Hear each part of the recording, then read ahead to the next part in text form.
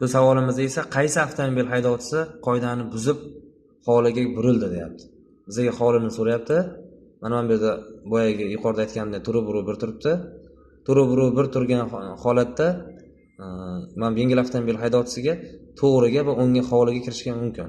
Yondosh hududlar, hovlilar, turar joy dahalariga kirishga ruxsat beradi bu belgimiz. Shu tufayli qoidani kim buzdi? Sariq avtomobilimiz buzdi. Chunki bu to'g'riga harakatlanish va o'ngga kirish mumkin, ruxsat beradi. O'ngga mana bu birinchi yo'lga.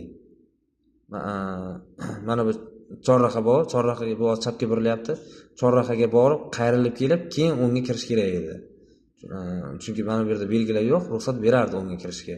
Bu birdaniga chapga burilganligi uchun, mana bu belgimiz ta'sir kuchini yo'qotgan, hal chorrahagacha bormas chapga burilganligi uchun qoidani buzdi. Shunda sariq avtomobilimiz, faqat sariq avtomobilimiz haydovchisi buzdi.